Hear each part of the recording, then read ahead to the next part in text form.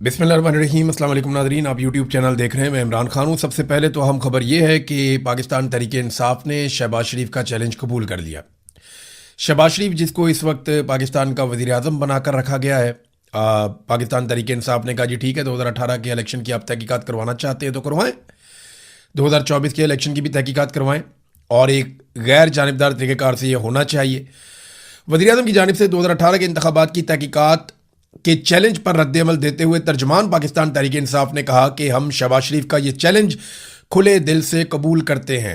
Election 2018 की गैर जानिबदाराना तहकीकात के लिए मुकम्मल तौर पर तैयार है। तहकीकात सिर्फ 2018 नहीं बल्कि 2024 के इंतखाबात की भी होनी चाहिए। 2014, 18 और 24 इन तमाम इंतखाबात का जामे जायजा लिया जाए। ये 14 में नहीं, 13 में हुए थे। दूध का दूध और पानी का पानी हो जाएगा। 2014 में सिर्फ 4 हल्के खोलने का मुतालबा किया था। 4 हल्के खुलने पर संगीन बेज़ाब्तियां सामने आई थीं। उस वक्त की हुकूमत ने वसी तहकीकात से गुरेज किया था। 2018 के बाद इमरान खान ने हर हल्का खोलने की पेशकश खुद से की थी। अपोजिशन जिस हल्के की निशानदेही करती, पीटीआई हुकूमत उसे खोलने के लिए तैयार थी। 2024 के इंतखाबात में इंतखाबी शफाफियत पर संगीन सवालात उठे हैं। सियासी इंतकाम और उम्मीदवारों को जेलों में डालने के वाकयात सामने आए। ये तो बड़ा जुल्म है। एक एक पाकिस्तानी जानता है जो कुछ किया गया 2024 के इंतखाबात में। वो कुछ बार बार बताने की ज़रूरत नहीं है। बहुत सारे अब जो उम्मीदवार हैं पाकिस्तान तहरीक इंसाफ के, वो चैलेंज करना शुरू हो गए कि जनाब सबसे पहले मेरा हल्का खोल दें, 2018 का भी खोल दें और 2024 का भी खोल दें। वो जो सियालकोट से डार फैमिली है, वो कहते हैं जी हमारा इलेक्शन खोलें, 2013 का भी, 18 का भी और 2024 का भी। हर कोई ये कहता है कि हल्का खोलें। मेरे ख्याल में जो सबसे बेहतर है वो नवाज शरीफ का हल्का खोल दे तो पूरे इलेक्शन का पोस्टमार्टम हो जाएगा। क्योंकि जिस आदमी के सर पे इन्होंने इलेक्शन लड़ा था, एक्चुअली ये सारा इलेक्शन पीएमएलएन ने 2 बंदों के भरोसे पे लड़ा था, एक फील्ड मार्शल आसिम मुनीर और एक नवाज शरीफ। कादी फायद ईसा भी था उस वक्त। तो इन लोगों ने इलेक्शन लड़ा था इन लोगों के सर के ऊपर रख के, और सहूलतकारी का किरदार अदा कर रहा था chief election commissioner Sikandar Sultan Raja. तो ये नवाज शरीफ का एक हल्का खोल लें, दूध का दूध और पानी का पानी हो जाएगा। अगर नवाज शरीफ जो पार्टी का सरबराह है वो ही नहीं जीता तो फिर कौन जीता? फिर तो कोई जीत ही नहीं सकता ना। अगर नवाज शरीफ खुद अपना इलेक्शन अपने ज़ाती हल्के से यास्मीन राशिद के मुकाबले में हार गया तो फिर कहाँ जीतेगा? नवाज शरीफ ने 2 इलेक्शन लड़े। एक लड़ा खैबर पख्तूनख्वा में, हज़ारा में, वो भी हार गया, और एक इलेक्शन लड़ा लाहौर में यास्मीन राशिद के मुकाबले में, वो भी हार गया। फिर नाराज़ हो गया। जब नवाज शरीफ साहब रुस गए तो नवाज शरीफ साहब को एक फॉर्म 47 जाली पकड़ा दिया गया। लेकिन वो फॉर्म 47 जाली जारी करने के लिए किया ये गया कि बंदोबस्त करके वहाँ से आरओ को ही तब्दील करना पड़ा, क्योंकि आरओ इतनी बड़ी धांधली के लिए तैयार नहीं था। सिर्फ नवाज शरीफ का हल्का खोले सब पता चल जाएगा। ईमान ताहिर साहिबा ने भी चैलेंज कर दिया। ये अटक से इनकी एमएनए की 2 सीटें हैं। अटक में वैसे एमएनए की 2 ही सीटें हैं, और वो दोनों के अंदर ये ख़ानदान बड़ा मकबूल है। वो कहती हैं चैलेंज है, सबसे पहले अटक के दोनों कौमी असम्बली के हलकों के 2018 और 2024 के फॉर्म 45 अवाम के सामने रख दें। एक एक पोलिंग स्टेशन और एक एक वार्ड का रिजल्ट चेक कर लें। अगर सच जानना है तो फर्जी बयानात नहीं, असल रिकॉर्ड सामने लाएं। दूध का दूध, पानी का पानी हो जाएगा। आपने दीदा दलेरी से 2024 में अवाम का मैंडेट चोरी किया, अब वही बात कि चोर मचाए शोर। बहरहाल ये एक और चैलेंज सामने आ गया। ईमान मदारी साहब भी कह रही है, लेकिन मेरा फिर ये कहना है कि सबके हल्के खोलने के बजाय एक नवाज शरीफ का हल्का खोले। पूरे इलेक्शन में वही हुआ है जो नवाज शरीफ के हल्के में हुआ है, नवाज शरीफ की बेटी के हल्के में भी वही हुआ, लेकिन नवाज शरीफ का एक हल्का खोले तो दूध का दूध और पानी का पानी हो जाएगा। नादरीन, आज़ाद कश्मीर के हवाले से सूरत हाल मैं आपके सामने रखता हूँ। कुछ लोग पाकिस्तान के बाहर से भी गए हुए हैं पाकिस्तान में, और वो कोशिश कर रहे हैं कि मुज़ाकरात करवाए जाएँ। कुछ जो मकामी लोग हैं वो भी कोशिश कर रहे हैं, कुछ उलमा इकराम है वो भी कोशिश कर रहे हैं। फजलुर रहमान भी इस मामले में आए हैं, अचकज़ई साहब ने स्टेटमेंट दिया, कुछ और लोग भी आए। अब जो लोग इस वक्त मुज़ाकरात कर रहे हैं या बातचीत कर रहे हैं दोनों जानिब, उनसे कुछ खबरें बाहर आई हैं। मैं एग्जैक्टली आपको इसलिए नहीं बताऊंगा कि फिर वो उनको टारगेट किया जाएगा, उनकी कोशिशें जो हैं उनको भी टारगेट किया जाएगा। लेकिन मैं आपको ये बता देता हूँ कि जितने लोगों ने भी दोनों तरफ मुज़ाकरात किए, वो ये कह रहे हैं कि जो जॉइंट अवामी एक्शन कमेटी है वो काफ़ी लचक दिखा रही है बहुत सारे मामलात में। वो एहतजाज भी कर रहे हैं, मार भी खा रहे हैं, पब्लिक उनके साथ खड़ी है, लेकिन इसके बावजूद वो लचक दिखा रहे हैं कि ठीक है, हम बैठ कर बात करने के लिए तैयार हैं, हथियार का इस्तेमाल ना किया जाए, हमें गद्दार ना कहा जाए, जुल्म और ज्यादती बंद की जाए और बैठकर आप हमारे मुतालबात को सुने तो सही संजीदगी के साथ, और जो हमसे वादे किए हैं वो पूरे किए जाएं। अब ज्वाइंट अवामी एक्शन कमेटी जो है वो काफ़ी लचक दिखाती है, बातचीत करने में संजीदगी दिखाती है, लेकिन दूसरी तरफ जब एस्टेब्लिशमेंट के साथ जाके वो बात करते हैं तो वो बिल्कुल लचक नहीं दिखाते। मिलिट्री एस्टेब्लिशमेंट ने इसको एक मौके के तौर पे लिया हुआ है। उन्हें ये लगता है कि आज़ाद कश्मीर में जो रजीम के ऊपर उनका हमेशा से कंट्रोल रहता है वो कंट्रोल उनका चला जाएगा अगर ये लोग सस्टेन कर गए तो।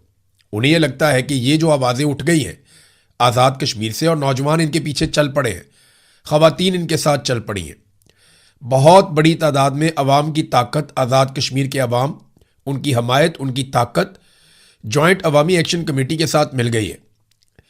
अगर ये अपने मुतालबात मंजूर करवाने में कामयाब हो जाते हैं या कुछ लेकर उठते हैं तो ये एक बहुत बड़ा ख़तरा बन जाएंगे। ये अपने बाकी मुतालबात भी पूरे करवाएंगे और हर तरह का जो कंट्रोल है मिलिट्री एस्टेब्लिशमेंट का, जिसके ज़रिए से आज़ाद कश्मीर के वसाइल पे काबू किया जाता है, वो एस्टेब्लिशमेंट का कंट्रोल कमज़ोर हो जाएगा। लिहाजा उन्होंने इसको एक मौके के तौर पे लिया कि इनको मुकम्मल तौर पे कुचल दिया जाए। अब सवाल ये पैदा होता है कि आज़ाद कश्मीर में कितना बड़ा जुल्म किया जा सकता है। मैंने आपको बताया था कि 4 लोग ऐसे हैं जिनके बारे में लगभग ये कह दिया गया एक मीटिंग के अंदर कि इनको तो एलिमिनेट करेंगे, इनको छोड़ेंगे नहीं, इनको तो मार देंगे। और ये मुझे मेरे एक ऐसे सोर्स ने बताया जो बराह रास्त कहता है जी मेरी उन लोगों से बात हुई जो बातचीत कर रहे हैं। तो अब एस्टेब्लिशमेंट इसको ऐसे ले रही है कि क्योंकि आज़ाद कश्मीर में हमारा कंट्रोल हमेशा रहना चाहिए, लिहाजा ये कंट्रोल के रास्ते में एक रुकावट है जो मुस्तकबिल में और ताकतवर और बड़े होते चले जाएंगे। लिहाजा इनको कुचल के ख़त्म कर दिया जाए। अगर ये बच गए तो फिर एस्टेब्लिशमेंट का इक़्तिदार और उसका सूरज गुरूब हो जाएगा आज़ाद कश्मीर में, जैसा कि अमली तौर पे पाकिस्तान में हो चुका है। अब एस्टेब्लिशमेंट का कंट्रोल नहीं है, वो ताकत के बलबूते पे उन्होंने किया हुआ। देखिए जो एस्टेब्लिशमेंट होती है ना वो डरा के काम चलाती है, लेकिन पिछले चंद सालों से एस्टेब्लिशमेंट मार के काम चला रही है। ये टॉर्चर कर रहे हैं, गोलियां चला रहे हैं। इस लेवल तक एस्टेब्लिशमेंट नहीं आती होती और ये आखिरी हरबा होता है, आखिरी हल होता है। तो इसका मतलब यह है कि अब उनके पास ऑप्शंस बहुत कम है, वो गोली चलाने वाला ऑप्शन ही इस्तेमाल कर रहे हैं जो आखिरी ऑप्शन होता है। लिहाजा आज़ाद कश्मीर के लोगों को डटे रहना चाहिए मेरे ख्याल में अपने हकूक़ के लिए, और जो लोग मुज़ाकरात करवा रहे हैं उनको एस्टेब्लिशमेंट पे दबाव डालना चाहिए कि आप बातचीत करें। देखिए अगर बातचीत के जरिए से आज अगर ये लोग 4 कदम पीछे भी चले जाते हैं ना आज़ाद कश्मीर के लोग, तो याद रखिएगा ये जो थोड़ा बहुत हासिल करेंगे ना यहीं से इन्हें ताकत मिलेगी और फिर ये लोग और ज़्यादा ताकतवर होकर वापस आएंगे। लेकिन एक चीज़ ऐसी हो रही है नाज़रीन जो इंतहाई अफसोसनाक है, बहुत तकलीफ देती है। देखिए आज़ाद कश्मीर से पानी आता है, बहुत सारी चीज़ें वहाँ से आती हैं, इसी तरह नीचे से गंदम जाती है। अब मैं कुछ वीडियोस देख रहा था, वहाँ पे नौजवान वीडियोस बना बना कर लगा रहे हैं, मुझे मेरे मोबाइल फ़ोन पे भी भेजी, मैंने वो देखी वीडियोस। वो जो रास्ते आ रहे हैं आज़ाद कश्मीर की जानिब, उनके ऊपर बहुत सारे ट्रक खड़े हैं, बड़े बड़े ट्रक हैं, वो भरे हुए हैं गंदम के साथ। तो जो गंदम लोग लेकर आज़ाद कश्मीर में जाना चाहते हैं वो ट्रक रोके हुए रास्ते में, दर्जनों ट्रक हैं। अब ये गंदम जाएगी मुख्तलिफ फ्लोर मिल्स के अंदर, वहाँ पे आटा बनेगा, शहरियों को दिया जाएगा, तो खुराक की किल्लत कम होगी। अब वहाँ पे खुराक की किल्लत पैदा हो रही है। बहुत सारी खाने पीने की चीज़ें जो है वो शहरी या मैदानी इलाकों से उधर पहाड़ों की तरफ जाती हैं, चाहे वो गिलगित बल्तिस्तान है, चाहे वो आज़ाद कश्मीर है। इसी तरह वहाँ से बहुत सारी चीज़ें नीचे आती हैं, जिनमें सबसे अहम जो चीज़ है वो पानी है, बिजली है, वो वहाँ से आती है। अब ये इंतहाई बदकिस्मती है पाकिस्तान की कि जो पहाड़ों पे बैठे हुए लोग हैं जब वो अपने मुतालबे के लिए निकले हैं, देखिए जो लोग सड़कों पे हैं वो अब 5% होंगे, बाकी सारे लोग तो सड़कों पे नहीं आते ना। हर घर में से एक आधा आदमी निकलता है, या हर मोहल्ले में से वो 2-4 बंदों को डिप्यूट करते हैं, ये 4-5 बंदे जाएंगे एहतजाज में, हमारी नुमाइंदगी हो जाएगी। सारे के सारे लोग तो नहीं आते। अब वो जो लोग जो अपने घरों के अंदर हैं, वो जो लोग वहाँ पे रहते हैं, जो बच्चे हैं, बड़े हैं, बुजुर्ग हैं, उनका क्या कसूर है कि उनको खाना पीना नहीं मिल रहा। तो गंदम के ट्रक रोके हुए बहुत अफसोसनाक बात है। इससे पहले बीबीसी ने एक रिपोर्ट में बताया कि लोग शिकायत करते हैं कि अद्वियात और खुराक जो आप लेकर जा रहे हैं आज़ाद कश्मीर में पहाड़ों की जानिब, रास्ते में सिक्योरिटी फोर्सेस उन्हें ज़ाया करवाती हैं। वो कहते हैं जी खुराक और अद्वियात ये 2 चीज़ें आप ज़ाया कर दें, ये आप आज़ाद कश्मीर में नहीं ले जा सकते। ये कितने अफसोस की बात है, ये दुख की बात है। उनकी सप्लाई बंद नहीं करनी चाहिए थी। ये सप्लाई बंद करके इन्होंने वो किया कि इसका जवाब ये कभी नहीं दे पाएंगे। कल को ये कहे कि हमने तो नहीं बंद की थी, वो तो लोगों ने बंद कर दी थी, वो तो सिक्योरिटी का रीज़न था, ट्रक लूटे जा सकते, ये बहुत 100 कहानियां सुनाएंगे, लेकिन वहां पे इस तरह कुछ भी नहीं है। हमने नहीं देखा। वो पुरअमन लोग हैं, पुरअमन तरीके से अपना एहतजाज का हक इस्तेमाल कर रहे हैं। एक पेशेंट गोई की नाज़रीन सुहेल अफरीदी ने, बड़ी अजीब पेशेंट गोई की है। अब कुछ कहा नहीं जा सकता, लेकिन वो ये कहते हैं कि मैं पेशेंट गोई करता हूं कि अगला बजट शहबाज हुकूमत पेश नहीं करेगी। यानी उन्हें लगता है कि शहबाज शरीफ की हुकूमत अगले साल नहीं होगी, वो हुकूमत ख़त्म हो जाएगी। अब पता नहीं सुहेल अफरीदी की हुकूमत अगले साल होगी या नहीं होगी। बहुत बड़ी बड़ी बातें जो हैं वो अली अमीन गंडापुर भी करते थे, लेकिन गंडापुर को जब भी मौका मिला उन्होंने मौका ज़ाया कर दिया। उन्होंने अपना एक इमेज बनाया हुआ था, एक बहुत ताकतवर और बहादुर आदमी वाला, लेकिन जब कभी गोली खाने का मौका आया या सामना करने का मौका आया तो अली अमीन गंडापुर साहब ने अनफॉर्चुनेटली जो अपने मुंह से कहा कि पहली गोली मैं खाऊंगा, वो वहाँ से चले गए लोगों को छोड़ के, और लोगों ने गोलियां खाई। अब सुहेल अफरीदी साहब ये पेशगोई तो कर रहे हैं, लेकिन क्या पता सुहेल अफरीदी साहब की अपनी हुकूमत तब तक मौजूद हो या ना हो, क्योंकि शहबाज शरीफ जो है ना, ये फील्ड मार्शल आसिम मुनीर की इंश्योरेंस पॉलिसी है। फील्ड मार्शल को इतना वफादार वजीर आजम नहीं मिलेगा, इतना अच्छा अर्दली उसे कभी नहीं मिलेगा फील्ड मार्शल को।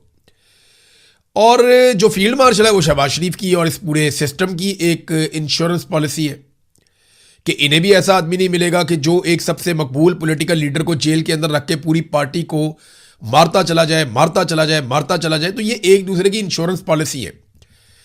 अगर तो सुहेल अफरीदी के पास ऐसा कोई आइडिया है कि ये आपस में लड़ने वाले हैं, या ऐसा कुछ है कि इनका खात्मा होने वाला है, तो फिर तो वो पेशगोई कर सकते हैं, वरना मुझे नहीं लगता। या हो सकता है सुहेल अफरीदी के पास कोई ऐसा आइडिया हो कि बहुत बड़ी एहतजाजी तहरीक वो खड़ी करने जा रहे हो, मुमकिन है, लेकिन अभी कुछ कह नहीं सकते। नाज़रीन, पाकिस्तान तहरीक इंसाफ ने एक अच्छा काम तो किया बलूचिस्तान में। मारंग बलोच साहिबा की मर्जी के खिलाफ जो वकील उनके वकील के तौर पे सामने आया था, जिसे सरकार और एस्टेब्लिशमेंट लेकर आई थी, उसका नाम है इकबाल शाह एडवोकेट। ये पाकिस्तान तहरीक इंसाफ का लॉयर्स विंग का सदर था बलूचिस्तान का पहले। तो तहरीक इंसाफ ने इसे डिसोन कर दिया है, बाकायदा इस पर स्टेटमेंट जारी किया। इलेक्ट्रॉनिक और प्रिंट और सोशल मीडिया एक्टिविस्ट को इतला दी जाती है कि इकबाल शाह एडवोकेट को पीटीआई से फारिग कर दिया गया है, लिहाजा इसके नाम के साथ पीटीआई का नाम ना लिखा जाए। पीटीआई के ओहदेदारान, मेंबरान, कारकुनान और सोशल मीडिया ग्रुप्स के एडमिन इकबाल शाह एडवोकेट को तमाम ग्रुप से फौरी तौर पे रिमूव करें। यानी जिस जिस जगह पे ये मौजूद है, किसी व्हाट्सएप ग्रुप में, किसी और जगह पे, जहां जहां ये शामिल होता है पाकिस्तान तहरीक इंसाफ के फैसलों में और दीगर चीज़ों में, इस आदमी को फ़ौरन निकाला जाए। क्योंकि इमरान खान साहब ने मारंग बलोच और बलूचिस्तान के अवाम के हकूक़ के साथ खड़े होने का कहा था, और जब उन पर मुश्किल वक्त आया तो किसी और वकील ने अपने आप को पेश नहीं किया, ये इस वकील ने अपने आप को पेश किया। लिहाजा पाकिस्तान तहरीक इंसाफ ने इसे डिसोन कर दिया, इसको बाहर निकाल दिया। नाज़रीन, आलमी मंडी में तेल जो है वो अब टके टोकरी हो गया है। लगातार उसकी कीमतें नीचे आ रही हैं, लेकिन अवाम को उसका बेनिफिट नहीं मिल रहा। नाज़रीन, इस वक्त जो तेल की कीमतें हैं वो जंग शुरू होने से पहले जो तेल की कीमतें थी उससे भी नीचे आ गई। यानी आप यहां से अंदाज़ा करें कि कितना बड़ा एक डेंट पड़ा है तेल की कीमतों को। यानी जब जंग शुरू हुई थी उस वक्त जो तेल की कीमतें थी उससे भी नीचे आ गई। लेकिन पूरी दुनिया में तेल की कीमतें ऐसे नहीं बढ़ाई गई जैसे पाकिस्तान में बढ़ाई गई।